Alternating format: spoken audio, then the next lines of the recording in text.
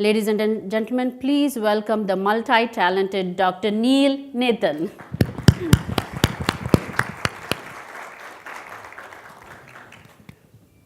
Welcome. Thank you, Michelini. No Here's pressure, the- right? Thank you so much. This is a forward. And there we go. Here we go. Oh, we have lunch. Okay, I have no financial ties to anything, anyone, any product. I've kept it that way throughout my career so that if I feel that I have a product that is particularly good, it's purely, I like it, and it has no benefit to me. A couple of disclaimers. First of all, the science of mold toxicity is in its infancy. So I'm going to attempt to synthesize all the things that I've learned and help you with the diagnosis and treatment of mold toxicity. One of my idiosyncrasies as a presenter is it is my intention that every one of you will be able to go to your offices on Monday morning with a better grasp of how to diagnose it and a better grasp of how to treat it. And if you have any difficulties with that or you don't think I accomplished that, please let me know while I even wander around here. Now, many of my comments are intentionally based on my own experience with unusually toxic and sensitive patients. What I mean by that is I've been doing this long enough that many of my colleagues have referred to me their most sensitive, most toxic, most difficult patients. And I know you all deal with that, but I deal with it in spades, and some of you may argue with me that your patients are at least as sick as mine, and I'm not going to argue with you about that. However, the point of it is, if you can treat really, really sensitive toxic patients, treating less sensitive patients is easy. So that's the point. And so I'm going to focus on that because these are the ones that are the most difficult, that you're going to have most of your difficulties with. Little rhododendron called Mendocino Gold. I live in the county of Mendocino. Show you some other slides later. So, quick overview, because I really want to focus on diagnosis and treatment. You all know this, I'm assuming, but I want to emphasize it. We talk about mold toxicity, but it's not just mold, it's not just fungi.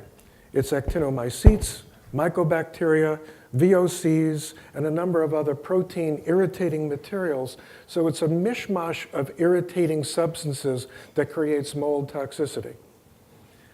It's also critical to separate in our mind, although these can be interconnected, that we have mold allergy, mold infection, and mold toxicity. And although there is an overlap, they are different. Okay, what is mold toxicity? What are we talking about today? In genetically susceptible individuals, which some people estimate to be 25% of the population, it's the inability to process mold toxin, which leads to a series of biochemical alterations, which Dr. Richie Shoemaker called the biotoxin pathway. Okay, so one of the things I hear a lot about is, oh, come on, Neil, you walk out this hotel room, there's 1,000 species of mold in that little park outside there. I mean, why are we talking about mold toxicity? Everyone's exposed to mold toxin. Not all mold species are toxic. These are the species that are primarily the ones that we deal with, and they are primarily toxic when they have no ecological enemies. So molds make toxins as a defense mechanism to keep other molds out of their ecological sphere. I live in the redwoods up in Northern California, and so we have molds that specifically like the redwoods or the rhododendrons or the tan oaks or all the other native flora and fauna, and they make toxins to keep other species out. It's not really intended to make us sick. I don't think mold gives a rip about us. Sorry about that. But it is intended protectively, and only in a water-damaged building situation is that really going to be a problem, where it grows totally out of control with no opposition, and then we are faced with this toxic load that we're not prepared to deal with, especially if we're genetically susceptible. So we're dealing with inflammation from innate immunity and acquired immunity, which is allergic in nature. And many of our patients have an allergic component that doesn't always get addressed. And I'm assuming that Bill Ray will be talking about that today. Okay. So a couple of real basics to keep in mind with mold toxicity. The vast majority of my patients are very complicated. It's not just mold. It interactions with Lyme disease, co-infections, viral infections. I would submit to you that the vast majority of my patients with multiple chemical sensitivity have it triggered by mold. If you fix the mold, MCS gets much better, if not cured. Electromagnetic dysthymia is a name that, Dr. Shealy coined back in 1992 with an article that he wrote in which patients with mold become electromagnetically sensitive, and I think you've all seen that in some of your patients as well. Mold triggers food allergies, autoimmunity, mast cell activation. I would say that 50% of my patients have mast cell activation. So the bottom line is mold makes everything worse. Okay. I have a couple of articles that I'm going to scoot right over that you might want to look at. Okay, what are the symptoms we're talking about? I'm going to scoot through these symptoms so that I can focus on ones that I think are much more pathognomonic and specific for mold. But these are your classical chronic fatigue, fibromyalgia, global systems, everything is sick. So fatigue, weakness, muscle aches, cramps, headaches, sensitivities, sinus congestions, cough, abdominal symptoms, IBS, joint pain, cognitive impairment, skin sensitivity, mood swings, temperature dysregulation, numbness, tingling, impotence, nausea, vomiting. That's it. If you have a symptom, it's probably potentially related to mold. Okay. So what I really want to focus on in terms of what should we be looking at is what are the symptoms that when a patient tells it to me that it jumps out at, oh, that probably is mold, all right? Because the others are more generic. Lots of things cause fatigue. Lots of things cause cognitive impairment. Lots of things cause abdominal distress. Okay. So if you have a patient with chronic fatigue or fibromyalgia, think mold. Okay. And Dr. Brewer wrote a beautiful paper on that in 2013, which presumably he'll talk about a little bit. Anything that a neurologist or rheumatologist tells you is atypical, the word atypical triggers in my mind, think about mold, meaning looks a little like Parkinson's, but I can't quite say that it is. Parkinson's, rheumatoid, MS, Alzheimer's, anyone with atypical symptoms, asthma with normal pulmonary function tests, chronic sinusitis, think mold.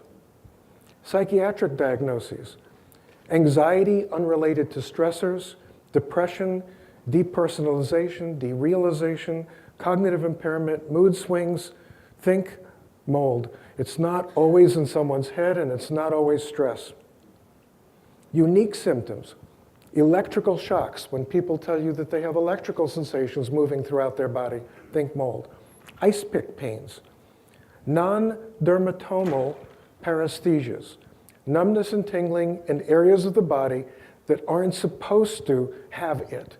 You know, I have it around my nose, I have it around my belly, I have it around my back, not in the typical extremities that neurologists look at. So neurologists look at that and they say, you can't have paresthesias in that area. Well, actually you can. The autonomic nervous system will allow you to get paresthesias anywhere, but it's something that I hear a lot of. And there's an unusual symptom, if you can solicit it from a patient, of a feeling of internal vibration. Sometimes it feels like it's in the spinal cord, but it can be anywhere. It's not visible, but patients say, I've got this weird symptom. I feel like I'm vibrating inside. To me, that is mold or Bartonella. Those are the two main things. And I'm going to emphasize now that everything that I just said about mold can also be true for Bartonella. Although one is an infection and the other one is a toxin. They both stimulate the production of similar cytokines to have almost identical symptoms. Now, to separate them a little bit, electrical shocks and ice pick pains are more typical for mold, less common for Bartonella, but these paresthesias, internal vibrations, and increased sensitivity to everything are both caused by both. And in many of my patients, they have both. So treating it becomes tricky. I'm going to emphasize it. Mold and Bartonella trigger an inflammation of the nervous system so that all sensory experiences become magnified. So an increased sensitivity to light, sound, touch, chemicals, electromagnetic activity is part of the deal, and patients are all different. So some will have one or another or all of them, but any of those is a tip-off that you ought to be thinking about mold toxicity. Okay? So how do we get mold out of the body? Well, I want to give some kudos to Dr. Richie Shoemaker for his putting our understanding of mold toxicity on the map. His book, Mold Warriors, in 2005, really got a lot of people interested in this. He developed the biotoxin pathway, which I'll be showing you in just a second, and not focusing on. So you're welcome. I have this sign on the outside of my office. I encourage you to copy it. I have this sign in the bathroom and every other place in my office. The vast majority of my patients are extremely sensitive. If some one person walks into the office with perfume or scent, they'll make dozens of patients sick. So I don't let them walk into the office. Sometimes people get really annoyed with me, but it's in all of our information. Everyone gets told it. It's very important that I protect my patients from other people's lack of awareness that this is a big deal. Okay, now this is my backyard. This is one of a series of slides I typically will show. It's in the category of eat your heart out. This is literally my front yard. I live in the Redwoods, and this is a typical morning. It's always like this, not really. But it's a wonderful place to live and practice from. Okay, so in the Shoemaker biotoxin evaluation, we're talking about a careful history, going over all the things we just talked about. And Dr. Shoemaker, I think the glitch here was that my Shoemaker biotoxin pathway did not show up. I think that's what happened here. I apologize for that. I have no idea why. You can go to his website and look at it. I encourage you to study the biotoxin pathway. It's a very, very helpful thing, and it's very complicated, and we can do an hour lecture on that alone. That's not the focus of what we're going to be doing today. So I'm going to talk about Dr. Shoemaker's approach just because it's a very common one, and then I'm going to shift quickly to the approach that Dr. Brewer and I use because I think that that approach is far more utilitarian, far more valuable, treats a lot more patients successfully. So I'm not going to dwell on the Shoemaker approach, but I think in fairness you all ought to be aware of what it is.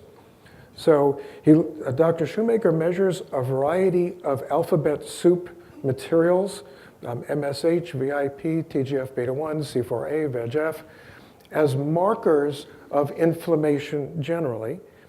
Also, he will measure thyroid and adrenal, testosterone, because mold toxin profoundly affects pituitary function and everything that relates to. He also will measure genetic marker, HLA-DR, which I'll talk about in a moment, and some clotting factors if indicated. Okay. I want to talk a little bit about the HLA-DR, which Dr. Shoemaker popularized. He developed a way of interpreting that test, which he called the Rosetta Stone, and talked about in his early writings that very specific genetic imbalances predispose to both mold and Lyme, and some to both. And he talked about what he called the dreaded 4353 and several other genes. I have always taken exception to that. Number one, in trying to give patients hope, the word dreaded has no use whatsoever. I dread the use of the word dreaded. Hate it, always have. It implies to patients that there is no hope for you. Genetically, you're a mess. I can't help you. If I can't help you, it's your fault. I hate that message. Worse than hating it, it's wrong. I have not seen any correlation, and more people who've been working the HLA-DR field find that we are not seeing correlation between clinical outcome and the HLDR materials.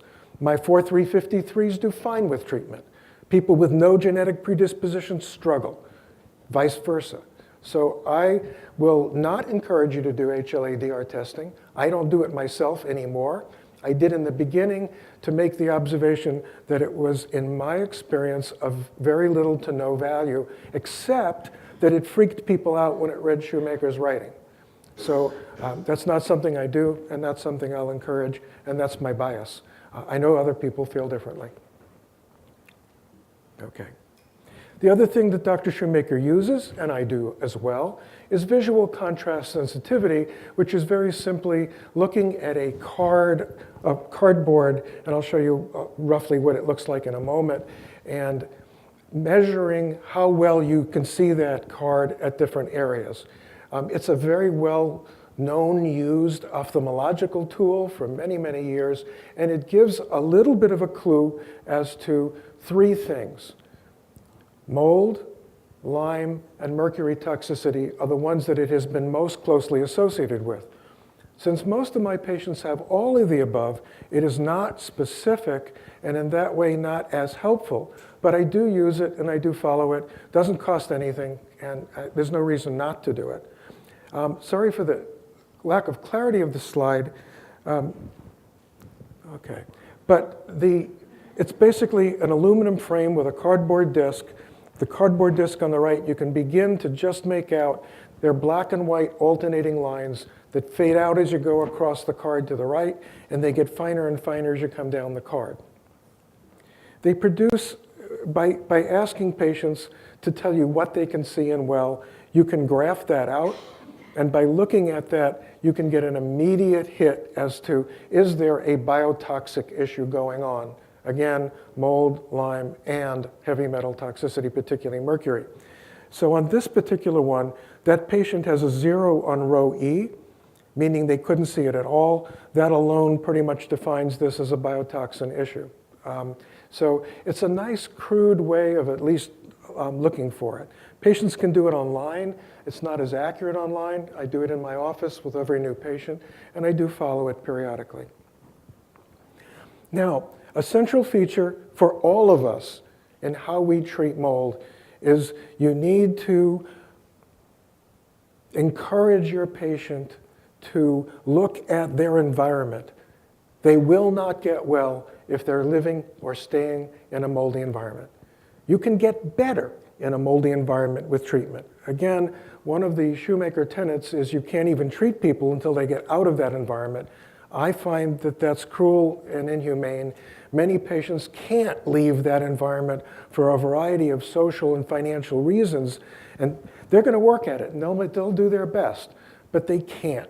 And so to delay treatment until they move is, I don't understand that, because you can get them better, but not well until they get out of that moldy environment.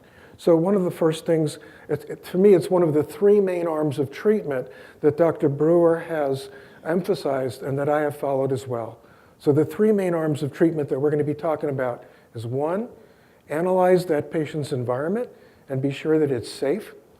Number two, use the correct binders to pull the toxins out of their body that they have, and we'll spend a lot of time talking about that. And number three, most of these patients, not all, have colonized, particularly in their sinus and gut areas, and you need to remove the source of toxin production, namely candida and fungi, from those areas. Those are the three basic things. If you do that, you're going to help a huge percentage of patients. Okay. A couple of ways of analyzing homes. The worst way is the way that most home remediators operate, because it is the gold standard of the building industry, and that's air sampling, where you take a sample from the middle of a room. The problem with that is that mold spores are heavy and they don't stay in the air. they fall to the ground. Stachybotrys, for example, is the heaviest of the mold spores. You'll almost never find it there. So that type of sampling will give you a very inaccurate view, and shockingly, it is the gold standard of the building industry. That will make sense to you, and forgive my snarkiness right now, if you understand that that allows landlords and people who own buildings to sell that building or tell tenants, I've checked it for you and it's fine. All right? It's not. You've got to do more than that to analyze a home. A simple way that I like, and not everybody does, is to use pore plates to get a preliminary assay. There's a company called Immunolytics where you can get your pore plates from. They will analyze those plates as to the mold species there, so you can clarify that if something is growing on those plates, it isn't always toxic mold and it's not always a problem. You want to be sure that what's growing on those plates is actually toxic. So you can take a pore plate, open the plate, put it on the floor of a room that you're testing. You can test every room in your house. And the reason I like this test is you can get a lot more specific about where is this coming from. If all the rooms look the same, it's in your HVAC system. If it's only in 1 or 2 rooms, you can have a remediator start looking there for where is the water damage, where did that come from, and how do you go after it. I find that a very useful preliminary way to work at it. It also is a wake-up call to those patients who assure me that there's no mold in my home. They'll do these plates, and oh my God, look at the stuff that's growing in this room. It's a wake-up call and really starts to get patients to move past denial, which is a huge part of remediating a home or even looking at it. It's very hard for the brightest of people to go, I don't smell it and I don't see it. It can't be in my home. And to kind of go, well, let's reevaluate that. The other way of evaluating it, which is more accurate, is the ERMI testing, in which you look at 36 specific toxic mold species from a sample of dust that you either Swiffer or vacuum from a particular room. And it will really give you a quantitative analysis. For the people who do remediation, most, but not all, think that that's the best test that we've got. And you're going to hear a number of people talking about this. And you may hear disagreement, and that's okay. But most of the people I work with use that as their main test to see, is this home safe or not? Dr. Shoemaker has put together a crude assay of that called the HERTZ-Me2 system, in which I've listed out for you here. You get points for the amount of spore counts for several specific species. Any score over 15 is a toxic environment. Any score under 11 is probably safe, and in between, hard to say. This is my other backyard. I live on the Pacific, just off Fort Bragg, and this is where I hike 4 to 5 days a week with my wife and dogs. One more time, eat your heart out. Okay, I'm going to move through others. So the other way to evaluate mold is what we're here for today to understand, is urine mycotoxin testing, which from my perspective has revolutionized our ability to make the diagnosis with precision and give us a blueprint of how to treat it. And to me, that's critical. In the Shoemaker model, everyone gets treated with massive doses of cholestyramine, and I'm going to go over that in a minute. But as you'll see, cholestyramine does not bind all mold toxins. It's fabulous for ochratoxin, much less so for others. So you need to know which toxins you're looking at in order to provide the appropriate treatment. So in the model that I have been working with for a long time, measuring mycotoxins is critical. I like a challenge test. When I started doing these, I had too many patients with negative tests that both they and I were convinced had mold toxicity. And after repeating that test, after challenging them, and I'll talk about that in a second. They were floridly positive. A key, and I'll keep repeating this, mold toxin interferes with the body's ability to detoxify. What that means is you can have a boatload of toxin in you and you can't get it into your urine so it can be found. We need to help patients mobilize toxin into the urine so we get an accurate test. So I have gone to doing a challenge test whenever I can with all of my patients. That way I don't have to do repeat tests later. It just saves me a step, saves them a step. So if patients can, I'll come back to that in a second, I use 500 milligrams of oral liposomal glutathione twice a day for a week. The next morning, I have them do something to sweat, which can be either a sauna, hot bath, or hot tub. And a half an hour after they get out of that, we collect the urine. Okay? That's an ideal form. My patients are very sensitive. A large percentage of them can't take glutathione in any form. And so some can't do it. And I don't want to make them sick, and that's not the point of the test. Most of them can do a little sweating. So I ask them to do what they can to give me the most accurate test possible. Okay. Okay. So what kinds of tests do we have available? For the longest time, the test on the market was the real-time test, and I used it extensively and lectured about it and talked about it. It's the mainstay of what we've been looking at. More recently, the Great Plains has come up with a different test with a different assay, and I want to talk about both tests so you can understand the difference, what you're looking at, the value of both, and how you can use both. Okay. ELISA testing is the mainstay of the real-time assay, and the mainstay of the Great Plains test is liquid chromatography and mass spec. So they're very different technologies. Okay? So the differences are the currently available tests measure aflatoxin, ochratoxin, and trichothecenes. Both tests measure those to a certain extent. The ELISA testing also includes GLIOTOXIN, which has the advantage of being covered by Medicare and TRICARE, so that patients with that can get that test without paying any expense. The mass spec testing from Great Plains also includes zearalenone and aneadine B1. Here's the big deal. They don't measure the same things in the same way. Mass spec is very accurate, but also very specific. ELISA also has the potential to measure metabolites of these toxins. So in a way, you're getting two different snapshots of the same thing. The only test that overlaps even a little bit of these two tests, in my experience, is the ochratoxin A. And having had a number of patients do both, there's a pretty good correlation between both labs. If one tells me that it's got a high ochratoxin, so does the other. I see that with great regularity. Not 100%, and they're not exactly the same test.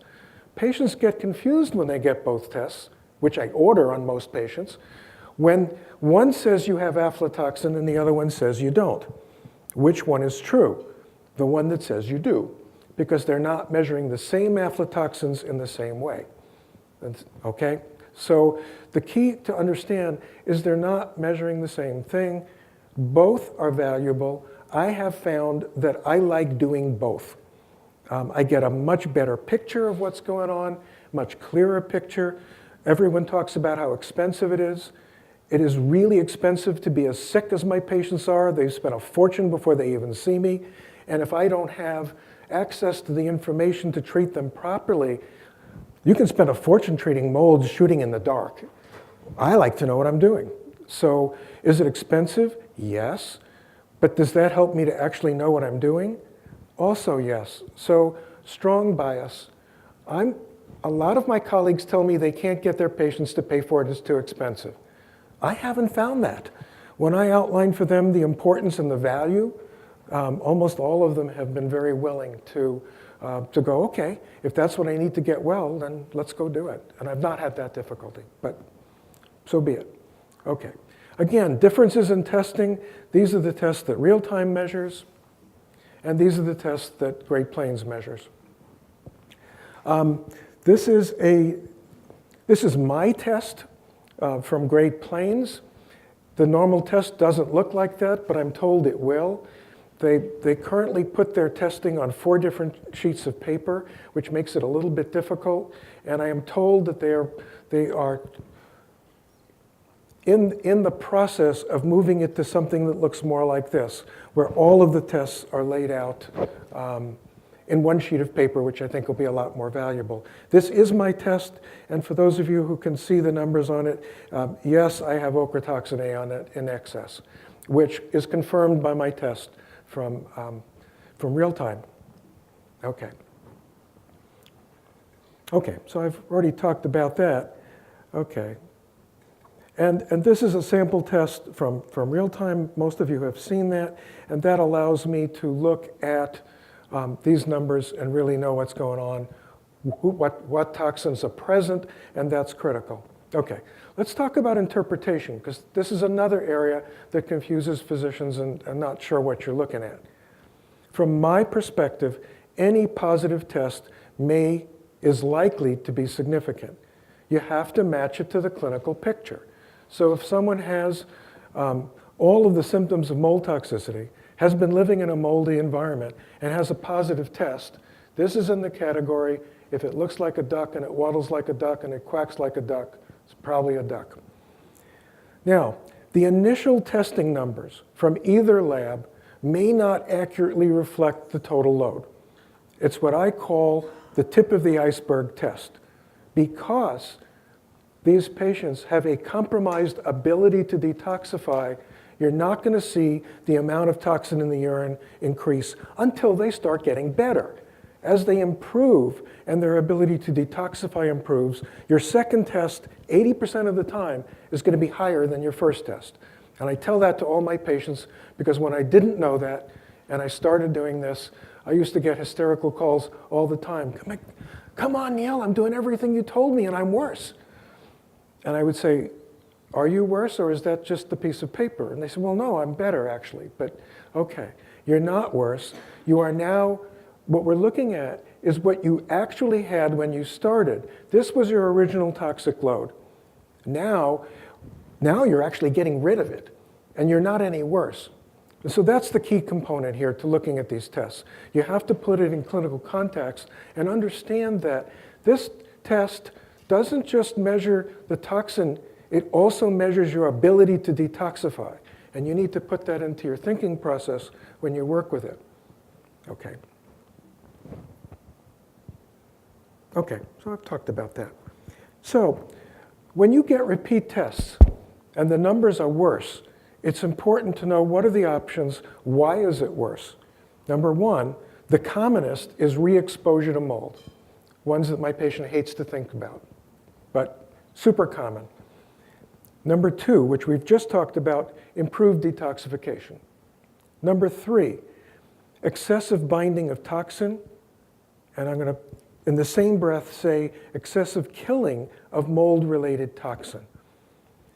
If someone is taking too much binder, it actually pulls toxin into their system faster than they can get rid of it, and they will get worse, and their numbers will go up. And I have an example of that for you coming up.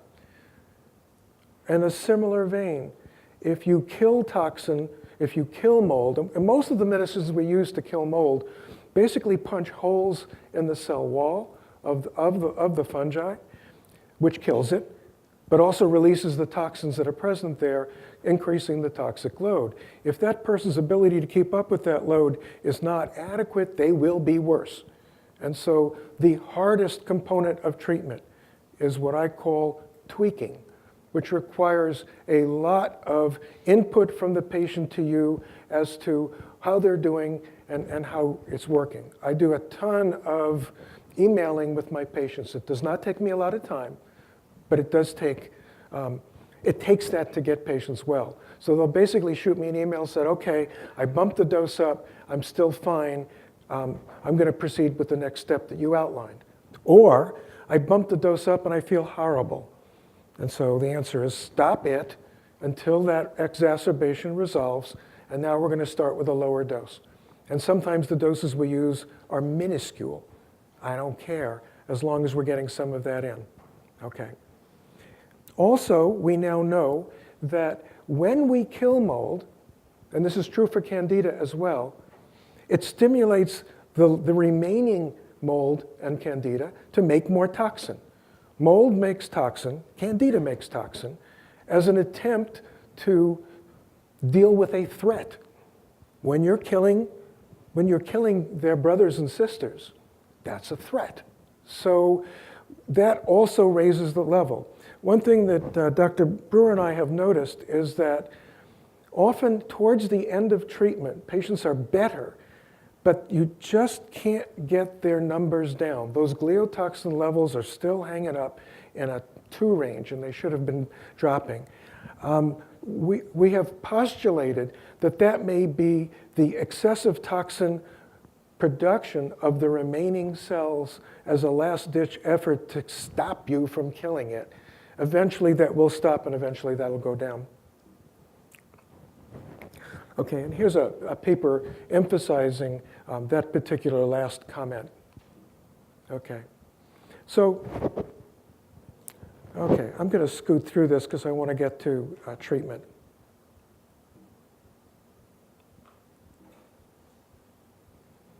Okay, a quickie here which I think needs attention. If someone has a negative test, what does that mean? Number 1, patient's not mold toxic. Number 2, the patient's ability to detoxify is so compromised that they can't actually excrete it into their urine. And I've had at least 24 patients who have classical mold toxicity, negative tests. We have, as a team, we've agreed to treat that. They have gotten better, and 6 months later, they now are able to put mold toxin in their urine. And so you will see that sometimes you've got to use clinical judgment and treat empirically. Okay? Number 3, the test is not measuring the toxin-causing symptoms, particularly things like bulimia and chetomium. Until now, we've not had tests for that. So you can be seriously mold toxic and just can't measure it. Okay? And sometimes the test may not be accurate. Okay.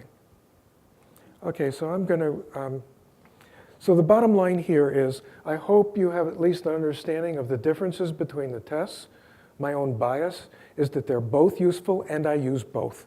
It gives me the fullest input of information, and from my perspective, that's what I need to do my job properly. Okay, in the time left, I'm going to shoot through the Shoemaker protocol because I don't do it.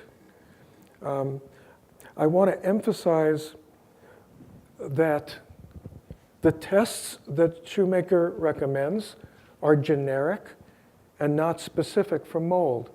So if you get a C4A or a TGF-beta1, that indicates inflammation, but those are not specific tests. Many of my patients have Lyme and co-infections and viral infections, and it'll go up with them as well. So it isn't specific enough for me to help me with my diagnostic pattern. I know that there are people who like it and find it useful. From my perspective, it's not specific enough, and for me, the urine mycotesting is what I rely on. That tells me exactly what's going on, at least in the mold world, and I rely on other testing to deal with Lyme and other infections as well. Okay, so my approach, which I've based somewhat around Joe Brewer's work, and he's going to talk to you next, is I use urine mycotesting. I do visual contrast testing, home evaluation, and almost everyone gets an endocrine evaluation, including adrenal, thyroid, and sex hormones, because those tend to be messed up. Those are easy to balance early on, and patients will feel better if that gets addressed. Okay. Diet. Generally, I use a high-protein, low-carb diet. Currently, the keto diet is currently preferred. Questions: does yeast consumption matter? My opinion is that it does not. And again, we can talk about this in a round robin later. I think when William Crook and Oren Truss put together the original work on Candida. They lumped yeast all together and took these foods out of the diet, and everybody since then has done the same thing. For years, I have not had my patients go off of these supposed yeast-containing foods because yeast does not equal Candida, and I have never had a problem with this inhibiting treatment. So I would encourage people to be cautious about that. Okay. Is there a significant amount of mold and toxic in food in terms of does it affect your testing and does it affect your treatment? We don't know. But that doesn't stop a lot of people on the internet from expressing very strong opinions. So be careful about that. I'm hoping in the next year or two that we'll actually start doing some studies on this to be able to answer it, because these are very important questions. There is some mold in dried fruit, aged cheese, mushrooms, coffee, beer, cheese, processed meat, many fermented food products. Yes, there is. Is it enough to make you sick? Nobody knows. My opinion is that the mold in food is trivial compared to what you inhale. And I don't think it makes much difference. I may be proved wrong. The next time I present, I may sing a completely different song, and I'm okay with that. Most of the mold specialists that I've talked to would agree with me, but not everybody. There are some people who do feel that there's substantial mold in food, and I hope we can answer that for you shortly. Okay, so again, the basic model here is to evaluate the environment, provide the appropriate binder for the toxin, and if colonized, treat the sinus and gut with antifungals. That's our basic treatment program. Okay, and I've listed here a number of the papers that Joe Brewer and Dr. Hooper have published here, which outline some of the proof we have of this and its effectiveness. All right, so binders first. From my perspective, I always put people on binders for at least 4 to 6 weeks before I start antifungals. My thinking has always been, I want something on board already to bind the toxin before I start killing the mold and releasing that toxin into their body. Especially working with very sensitive patients, this has allowed us to do this treatment without really setting them back. All right? So to me, that's very important. There are other approaches. Okay. Let's take the different toxins and which binders work best. This is clinically what you really want to know. For ochratoxin, the best binders are cholestyramine or Welchol. Welchol is a weaker binder, but for sensitive patients, it's sometimes all they can do. I encourage people to use compounded cholestyramine, which is pure. You can buy it from pharmacies, which has a boatload of sugar or Splenda in it, neither of which do I think is healthy, particularly the sugar, is contraindicated. So getting the compounded cholestyramine is really important. Again, the Shoemaker protocol is to start with 4 scoops, each scoop containing 1 3/4 teaspoons. That would put virtually every patient I have under the bus. And Richie and I have fought about this publicly for years. My patients, I start them, if they're sensitive, on 1/4 of a teaspoon or less, sometimes a 1/16 of a teaspoon every other day, and I work them up very slowly from there. With Welchol, I'll take a 625 milligram tablet or capsule, and I will also have them, I prefer the tablets actually, despite what it says on the slide, because I can break it, and my sensitive patients, I'll start on 1/4 of a tablet of Welchol once a day. Now, the original Shoemaker model was to use those binders a half an hour before eating a meal that contained fat. Many other people have found that that's not necessary, and it makes my patients nuts. In point of fact, all of the binders we use are negatively charged. This was taught to me by Michael Gray, who's been doing this for years. And you can take them all at the same time away from food and not get into that binding problem. So although that was the standard for many years, I no longer do it, and I don't have any problems with it. Okay. Tricotocin. I want to go back to the other slide. Activated charcoal is a weak binder for for ochratoxin as well. Trichothecene and aflatoxin are bound basically in the same way. Activated charcoal, bentonite clay, and chlorella are the ones that we use primarily. If you're going to use chlorella, avoid what is called natural chlorella, which means it's grown on pond. Another name for chlorella is pond scum, and it binds a lot of heavy metals in the water of those natural materials, particularly aluminum and arsenic, to too great an extent. So if you get that, you're adding a little bit of toxic metal, which you don't need to be doing. So you want to get what's called glass-grown or laboratory-grown chlorella as your primary source. It's best taken between meals. We often say separate it by 2 hours. Very hard for patients to do that practically. If they separate it by an hour, that's fine. If they get into their body, that's fine. So I want to emphasize not getting rigid with patients. Many of them, because of their mold sensitivity, have an OCD component. If you tell them something, they'll want to do that exactly the way you told them. It'll make them nuts, and that will make you nuts. So I try to be gentle with my recommendations and not make them overly rigid, because that gets in the way of treatment. GLIOTOXIN is made primarily, as we know, by Aspergillus, but it also is thought to be made by Candida. There are a boatload of papers in the medical literature which state categorically that Candida makes gliotoxin, and there is an equal number of papers in the medical literature that says it does not. So science fails us here. I'm going to speculate for a bit.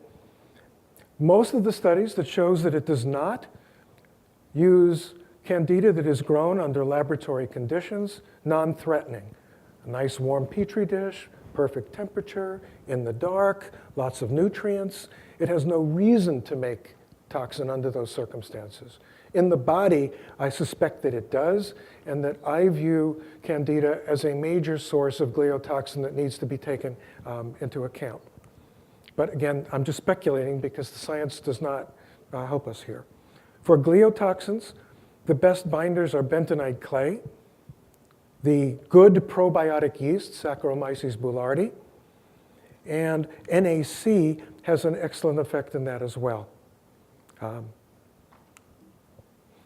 Okay, so in the mycotoxin, I'm calling it the BREWER model because Joe basically taught me how to do this. Admittedly, this is my version of his model, and he will provide the actual real version in just a moment. But the next major step is killing mold. For nasal colonization, we use a biofilm dissolving agent because Marcons, which I'm not even going to get into now, but I'm happy to later, and mold make a ton of biofilm, which protect it from your immune system or anything we're using to kill it with. So you need to take that into account in treatment and use something, both in the gut and in the sinuses, to dissolve biofilm. Beg spray has been our standard. Over the years, I've had increasing number of patients that are reacting to the gentamicin, which is the G component, and I've taken the G out of my beg spray. So I use B spray. And you can also get EDTA and xylitol and other things made by compounding pharmacies, which are very good biofilm dissolving agents nasally. Then we have whatever kills mold. Amphotericin B is probably the strongest agents and one of the best. 2% ketoconazole or 1% itraconazole or nystatin. How do you decide? I decide based on the sensitivity of my patient. If they can barely take cholestyramine, a quarter of a tablet of chlorella, a teensy bit of charcoal, then that person's going to get thrown under the bus by amphotericin B. And so I typically will give that person a nystatin nasal spray, much gentler, much better tolerated. If they can do a fair amount, I will use a medium strength, which is either ketoconazole or itraconazole as a nasal spray. And if they look pretty robust and hardy with a good constitution, I'll give them the amphotericin B. I also use a hydrosol silver nasal spray and orally because colloidal silver has the ability to penetrate biofilm, not dissolve it, and also has a wonderful beneficial synergistic effect with antifungals to make them work better. Okay, so typically we will use itraconazole, 100 milligrams, in my sensitive patients 1 every 2 weeks to start, and then working up slowly to daily or several times a day as tolerated. Okay, I will use ketoconazole or amphotericin B also. And again, I use hydrosol silver, half a teaspoon twice a day. Okay. Michael Gray at the AAEM meeting this spring shared that a 0.06% solution of amphotericin B works really well both nasally and orally and is very well tolerated. And I have switched to that in the last 3 months based on his recommendation with excellent results and much less sensitivity. So I wanted to share that with you. That can be made up by compounding pharmacies at all. Ruth Grant at that meeting shared with us that amphotericin B is the only antifungal that can dissolve the hyphae form of fungus. So it's important to get that into the program if you can.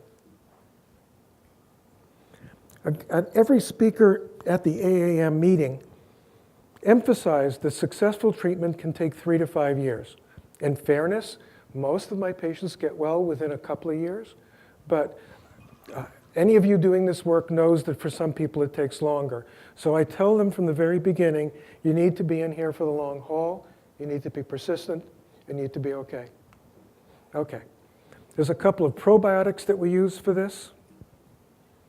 Is there, Dr. Shoemaker has claimed antifungal drug resistance is a huge problem and that we're all being irresponsible physicians because of the way we use it. The Health and Human Services in a very recent paper begs to differ, nor does it fit my experience. I virtually never see fungal resistance and they concur. So although that has been raised as an issue, I want to raise the opposing point, which is I think that can happen, but it's really quite rare. And I would hope that Joe may address that as well today. Okay, other components of treatment that I find helpful, I find ozone by nasal insufflation. I'll show you a picture of what that looks like. Diet is important, as we talked about, especially limiting carbs and sugar and fruit. Consider candida as a component, and I almost always add nystatin to my, because when I get a positive gliotoxin, I'm convinced that there's a candida component and I'm treating it. And I've got a couple of research papers on that. Now, last few points. I treat a ton of very, very sensitive and toxic patients, and many of them can't start this immediately. You sometimes have to get their body quieted down and gentled before they can do anything, or anything you try to take them, they can't do. So number one, I find that mast cell activation, which is, again, I'm happy to talk about it at some point, but beyond the scope of what we're doing, mast cell activation is present in at least 50% of my patients. And I treat it early to quiet their system so that they can do more. Many of my patients can't even take the things for mast cell activation. They're much too fired up. So for them, I am a huge fan of the Annie Hopper DNRS program, huge fan. I can't tell you how many patients' lives it saved by quieting them so I can proceed to treatment.